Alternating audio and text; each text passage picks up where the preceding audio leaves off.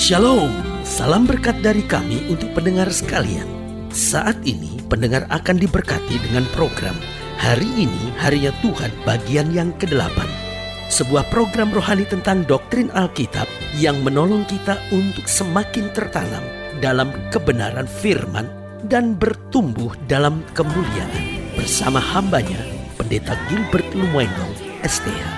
Banyak orang merasa doktrin Alkitab sebagai sesuatu yang membingungkan. Tetapi tahukah saudara bahwa doktrin Alkitab intinya adalah memahami Alkitab dengan benar, dengan pemahaman yang sistematis, sehingga kita terus dapat tertanam di dalam kebenaran firman, sehingga kita terus bertumbuh di dalam kemuliaan Allah.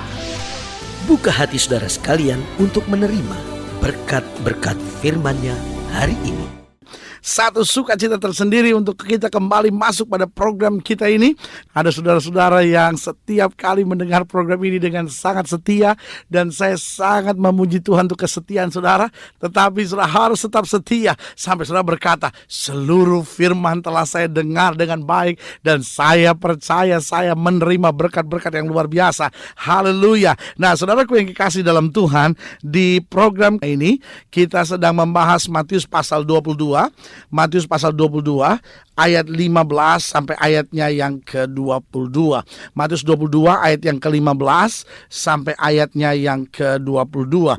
Nah, hari ini kita sedang mau bicara tentang kata-kata manis. Saudaraku yang kasih dalam Tuhan, kata-kata manis adalah kata-kata yang dirindukan oleh setiap orang. Saya ambil contoh sederhana. Setiap istri pasti merindukan suaminya dapat berkata-kata manis. Lalu setiap suami pasti merindukan supaya istrinya bisa berkata-kata manis. Setiap anak-anak pasti merindukan supaya orang tuanya bisa berkata-kata manis. Setiap karyawan pasti berharap supaya bosnya bisa berkata-kata manis.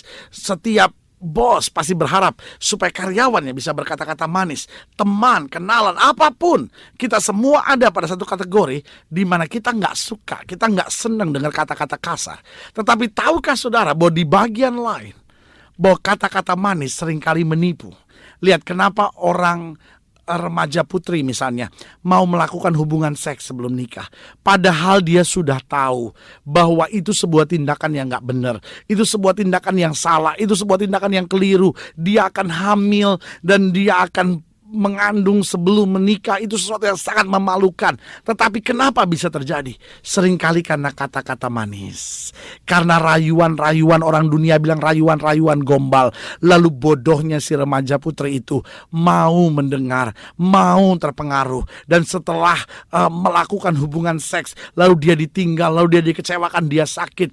Gak sedikit yang akhirnya jadi pelacur pinggir jalan, gak sedikit jadi anak-anak muda ABG di mall yang akhirnya jual diri, rela lakukan apa saja. Hanya karena apa? Hanya karena telah dalam tanda petik dihancurkan hidupnya.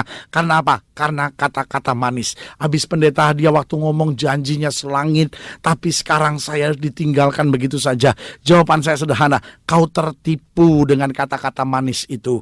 Lihat, banyak orang juga tertipu misalnya soal keuangan gitu. Kenapa?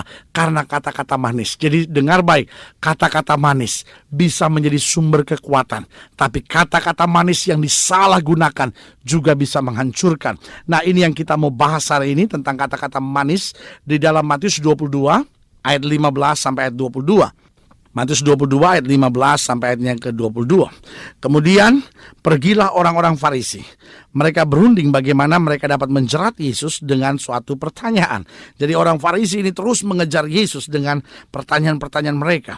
Mereka menyuruh murid-murid mereka bersama-sama dengan orang Herodian bertanya kepadanya, "Guru, kami tahu bahwa engkau adalah seorang yang jujur dan dengan jujur mengajar jalan Allah, dan engkau tidak takut kepada siapapun juga, sebab engkau tidak mencari muka." Wah, saudaraku, ini perkataan yang sangat memberi gairah. Ini perkataan yang sangat indah. Ini perkataan yang sangat luar biasa. Saya ulangi sekali lagi, apa perkataan mereka? "Guru, kami tahu engkau adalah seorang yang jujur." Wah, ini hebat. Dan bukan hanya sampai di sini, dikatakan lagi, dan dengan jujur mengajar jalan Allah. Wah, luar biasa. Jadi kamu jujur dan mengajarnya pun dengan jujur. Dan selanjutnya bahkan dikatakan apa? Dan engkau tidak takut kepada siapapun juga. Wah, ini hebat ini. Lalu selanjutnya dikatakan, sebab engkau tidak mencari muka.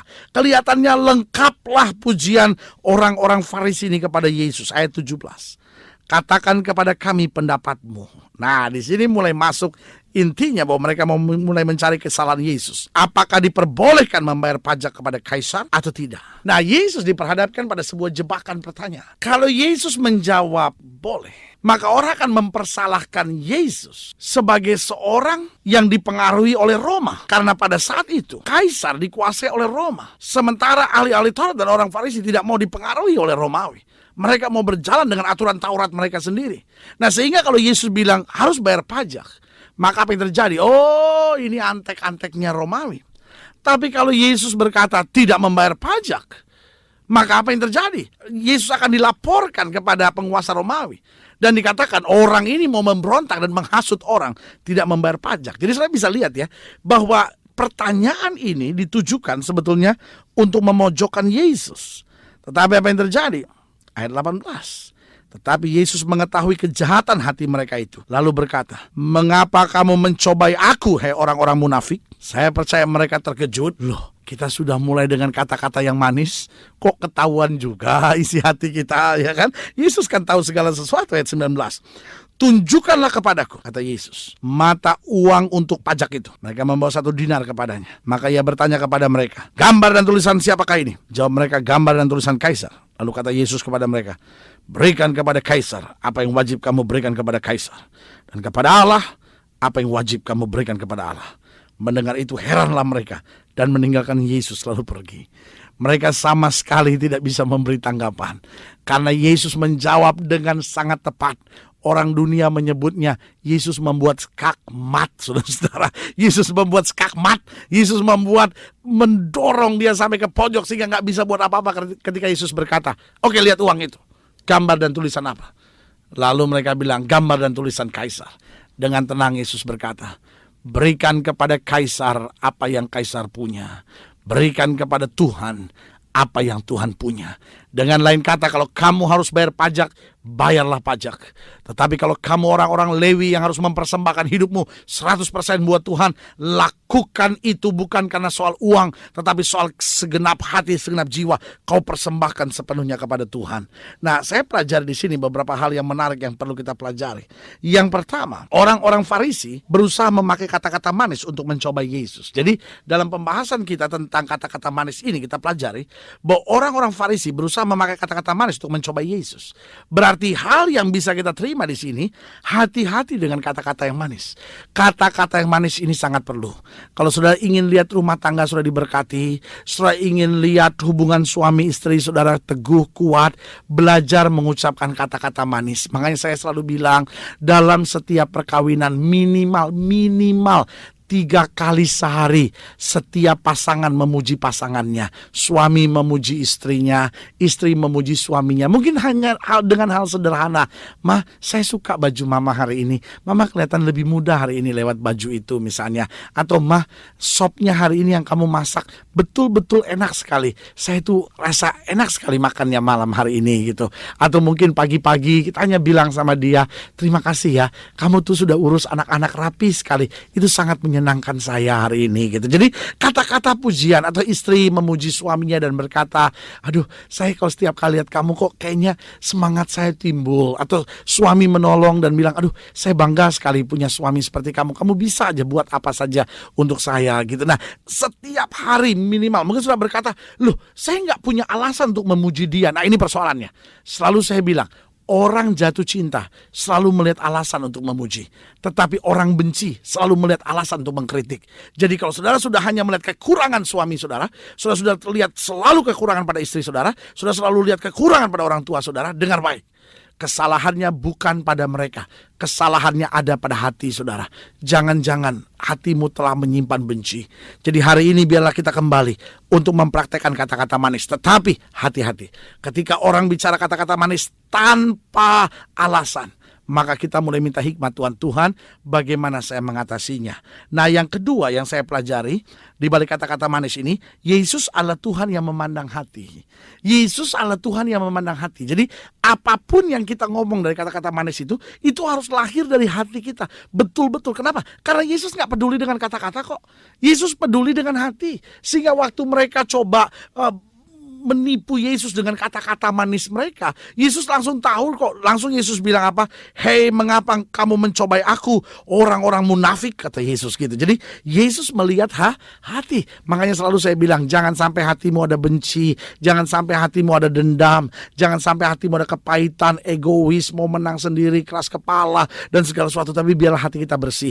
Orang boleh buat apapun buat kita, tapi kita bilang, Tuhan jaga hati saya supaya hati saya tetap berkenan kepada Tuhan. Nah, yang ketiga yang saya pelajari di balik kata-kata manis ini, Yesus menyelesaikan masalah ini dengan tepat. Yesus tidak langsung marah terhadap mereka. Yesus tidak langsung memaki-maki, walaupun Yesus membuktikan bahwa dia tahu isi hati mereka. Tapi Yesus dengan tenang berkata apa? Gambar dan tulisan siapakah ini? Kalau gambar dan tulisan kaisar, berikan pada kaisar apa yang kaisar punya, berikan kepada Tuhan apa yang Tuhan punya.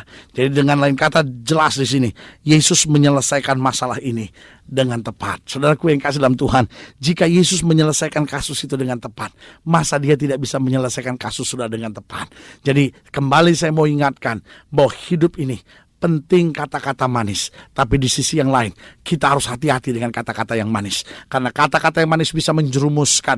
Kata-kata yang manis bisa membuat kita hanya ingin dipuji. Kata-kata manis bisa membuat kita akhirnya lupa diri. Kata-kata manis bisa membuat kita dipermainkan. Tapi kita harus sadar, hati kita harus bersih, motivasi kita harus tulus, hidup kita harus benar-benar terarah buat Tuhan. Tuhan, ketika orang puji saya tidak boleh mencuri kemuliaan Allah. Ketika orang membicarakan tentang kelebihan saya harus tetap sadar bahwa semua yang ada semata-mata hanya karena anugerah.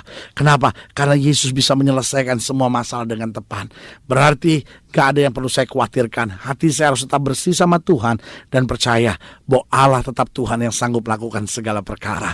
Nah, saudaraku yang kasih dalam Tuhan, sekarang saya mau berdoa buat saudara, karena saya percaya doa orang benar besar kuasanya. Mungkin saudara sedang sakit, mungkin saudara sedang berbeban berat, mungkin saudara sedang menghadapi masa-masa yang sukar, mungkin saudara merasa suami saudara sangat kasar sama saudara, atau sebaliknya, saudara merasa saudara kasar sama anak-anak saudara, saudara merasa kasar terhadap suami saudara, dan saudara berkata, Tuhan, saya mau sekarang mulai hari ini belajar menyelesaikan masalah dengan kata-kata yang baik, dengan hati yang bersih, karena saya percaya Yesus akan menolong saya, memampukan saya untuk menyelesaikan masalah dengan tepat. Jika saudara ingin didoakan karena apapun masalah saudara, saudara boleh taruh tangan kanan saudara di dada, dan sekarang kita berdoa. Bapa, di dalam nama Yesus, hamba percaya tidak kebetulan setiap pendengar sekalian ada pada hari ini untuk mendengarkan program ini. Secara khusus hamba berdoa untuk setiap mereka yang taruh tangan kanannya di dada karena masalah, karena persoalan, karena beban hidup yang berat.